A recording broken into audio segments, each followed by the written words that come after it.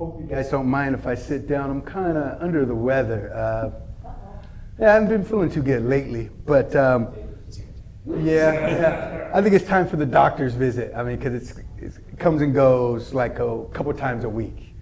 But I'm Byron Jordan, of course, you guys know me. I'm going to give you a little background on me.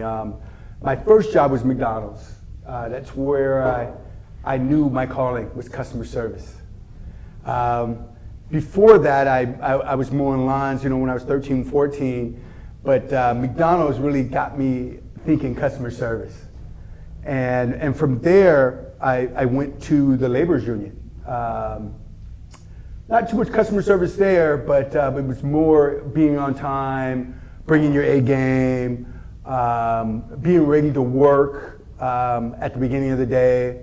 It's kind of the problems that I'm having with employees now. They get there on time, but they're not ready to go to work. They're hungry or they're tired from last night because they went to sleep too late, those kind of things. So I learned those qualities at the laborers union. I was there for 10 years. Then after that job, my next major job,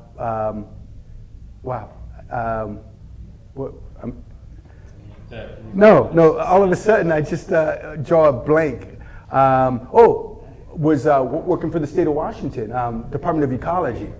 And I really liked that job because it was closer to my field, where I wanted to be. I wanted to be a landscaper.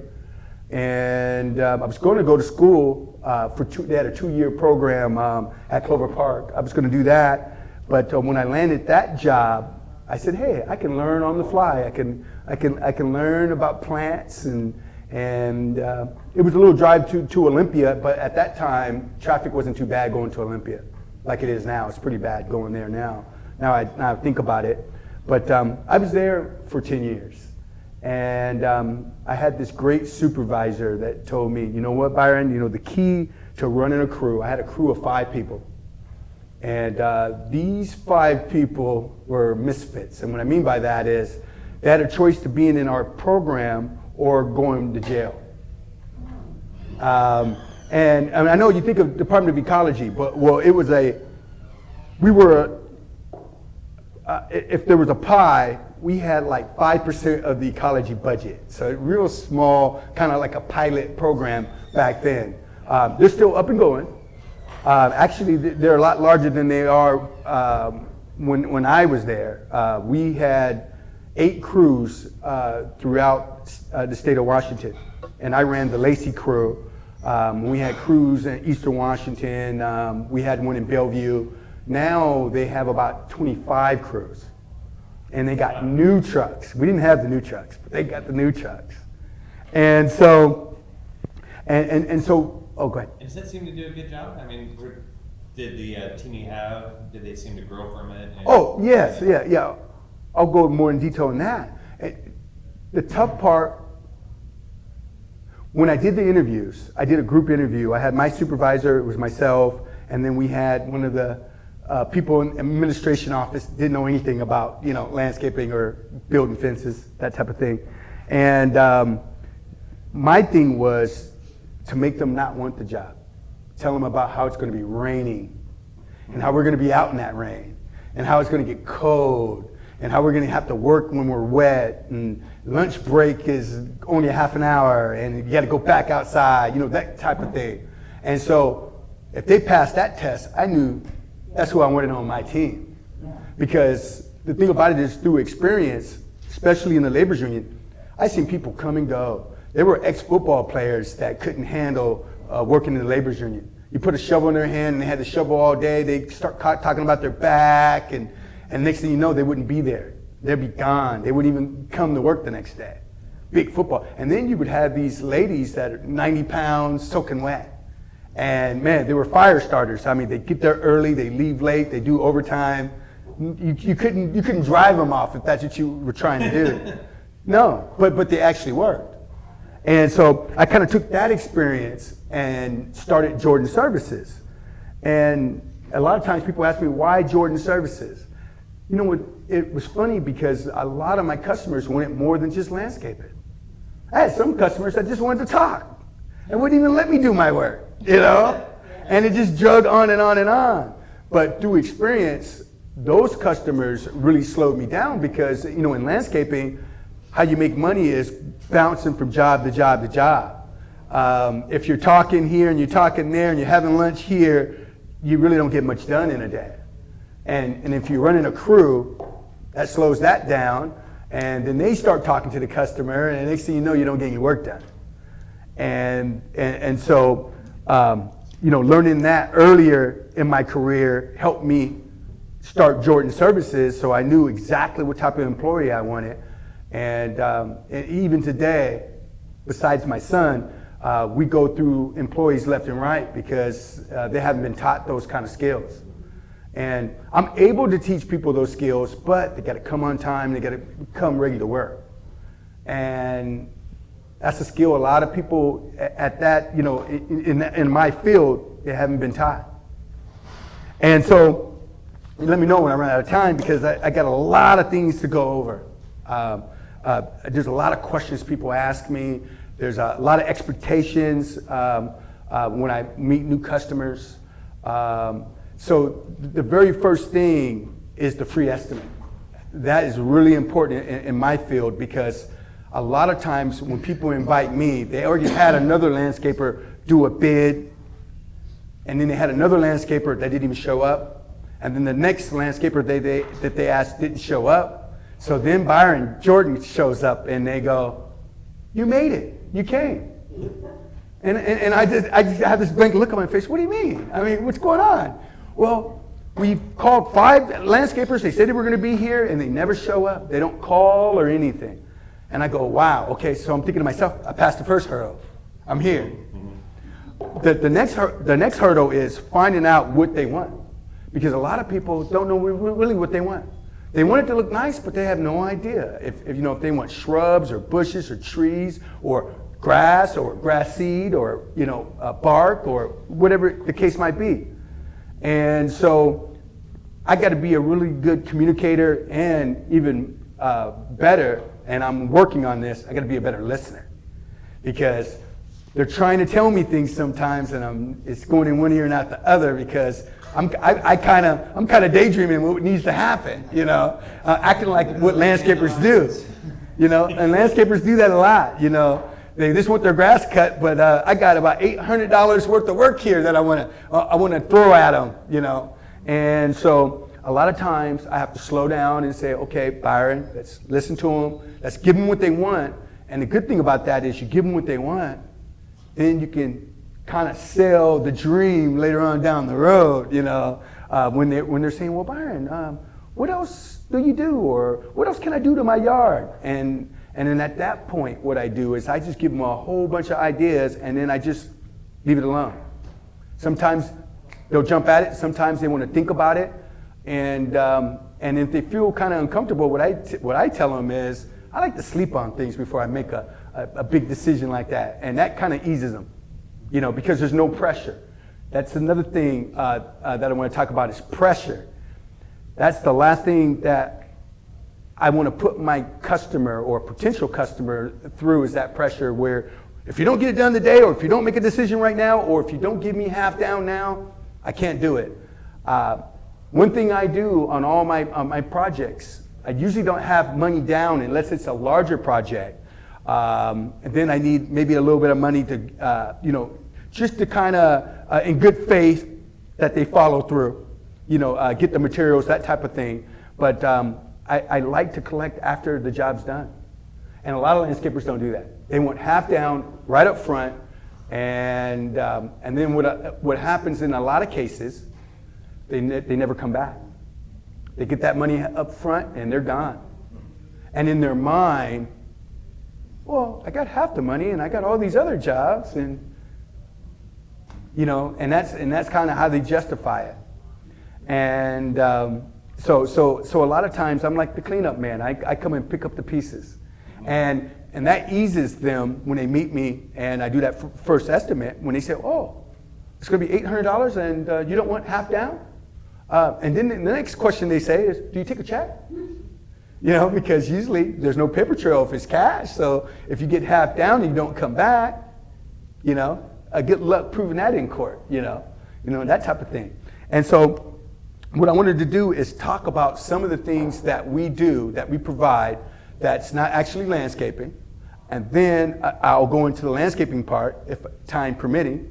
And so the first thing that we do a lot of, and we've done the most of this year, is pressure washing.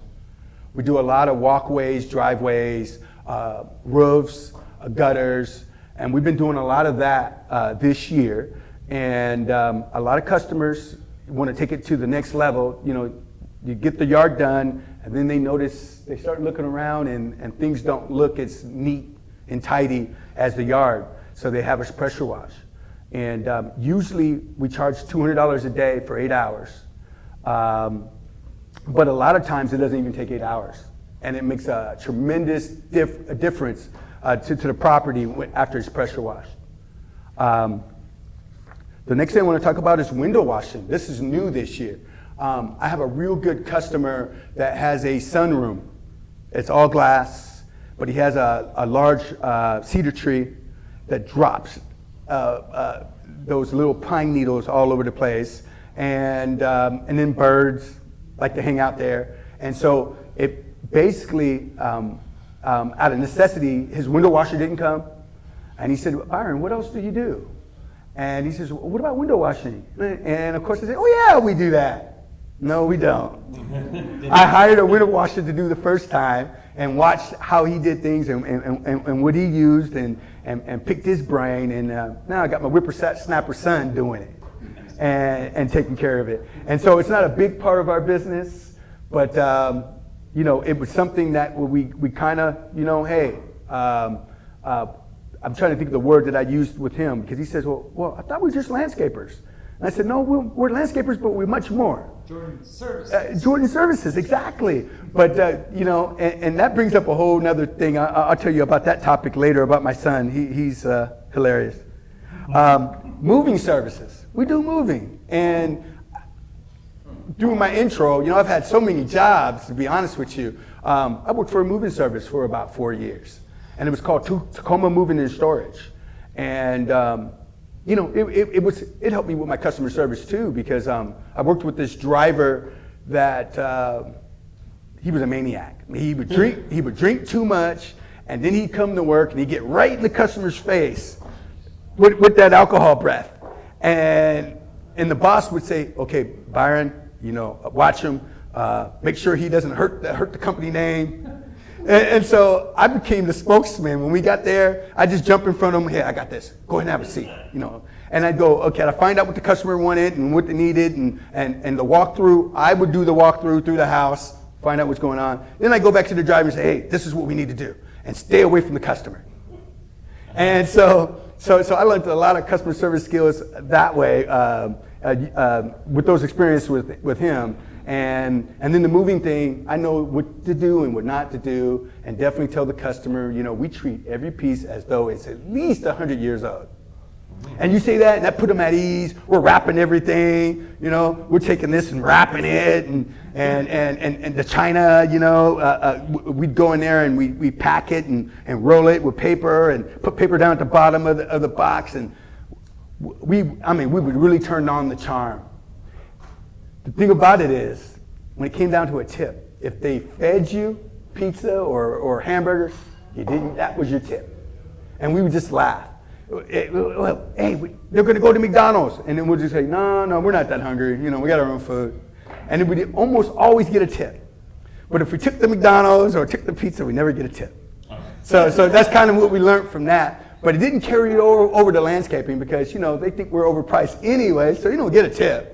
You get the handshake, nice firm handshake. Thank you, Byron. It looks excellent. And you get paid though. So that's a good thing. So that's it for the moving. Also, what I wanted to add, when we do our pressure washing with the roofs, sometimes, I say about 20% of the time when we have to clean the roofs, they don't want water. And a lot of times it's an older roof. They don't know if it's going to leak. And they'll say, hey, Byron, we want you to sweep the roof. Now, sweeping the roof and pressure washing the roof is two different things. It takes a lot longer to sweep a roof. Yes. And so we don't charge twice as much, but 1.5 times. Like if it's a $300 job, pressure washing it, it's about $500 to sweep it. And so, yeah, I just wanted to make sure I clarified that. We do cleanups, and what I mean by cleanups, we don't just haul and do yard waste. I don't know if you've seen those shows where they clean the garage out, and they usually get whatever's in the garage, and they sell it, secondhand and to make their money. We don't do that. We charge to clean out the garage, haul things away. Sometimes we have people that just want to organize the garage. We'll do that too. We'll organize it. We'll move things over here and over there and do that kind of thing. And usually it's our older clients that have us do that. Our younger clients, not so much, but it's the older ones. And so we start doing that because we would sometimes get pulled off our landscaping. Oh, can you help us do this? Can you help us do that? And then we just got to the point where, yeah, we can help you, but let's start it and finish it, and we'll just charge you in the end. And they would agree. Oh, no problem. Thank you. So that's how we ended up cleaning out garages and hauling things away. We have a handyman service. We have 2 guys that are not landscapers that do it. We have this retired gentleman that's $150 a day for 8 hours. And he's retired, and he really does the lighter stuff. I mean, he can do light electrical, painting inside, outside, that type of thing. Then we have another gentleman that's $200 a day, and he does more of the physical stuff. I mean, he'll put a floor in, he'll put carpet in. He's a pretty decent carpenter, so he can make repairs doing that. He can put a window in, hang doors, that type of thing. Matter of fact, our retired guy, the last time we used him, it was 2 weeks ago. We had this customer they were getting their house ready. They had some kind of event that was going on, but they had these thumbtacks all over their garage. I'd say about 500 thumbtacks. I didn't even ask why. But she wanted the thumbtacks taken out, and then she wanted someone to kind of take this toothpaste and push in the holes and then prep it and paint it. So no problem. So I had my retired guy do that. He was a little cheaper, and that's more up his alley. The other guy would have got insulted if I would have asked him to do it. What, Byron? Yeah, I'm a professional, that type of thing. So one of the things, the keys to success, the success of Jordan Services, is giving the customer what they want. Now sometimes the things that they want is not what they need. But in my business, you got to give them what they want, because if they're not happy at the end of the day, that's the key, is making them happy. And so we'll give it to them, and then sometimes they'll call back and say, well, you know what, Byron, we should have did it the way that you wanted to do it, and so we end up going back twice. And usually we'll discount it. I mean, because the thing about it is, they meant well, but sometimes you got to leave it to the professionals, and put them at ease that we're not just trying to drum up business. And that's why the technique that I use, it works perfect for my business, is you give them the information and then you leave it alone. Wow, that went quick. Man, I better get going real quick. Okay, working hard and safely. Real key thing. A lot of times customers are worried about you falling, hurting yourself on their property, you suing them, that type of thing. And so we work hard, but we work at a safe pace. Let's see, let's skip some of these. Bring your A game.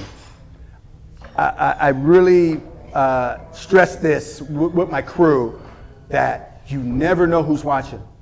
And so if you're doing your best all the time, it shows. Customer's always right. In my business, I know it's not true, but it is when you're dealing with the customer. And that's part of giving them what they want.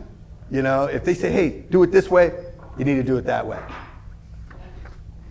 Discounts.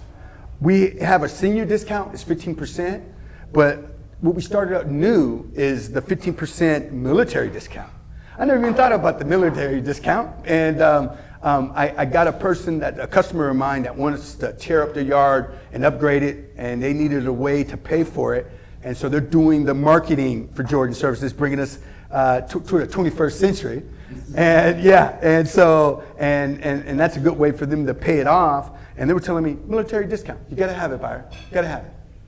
Along with another thing, this year, we got a $500, we're starting off with a $500, what is that, the expense account for marketing. Starting off with $500, I was like, well, why so much? And they said, people spend thousands and thousands of dollars. So that's new.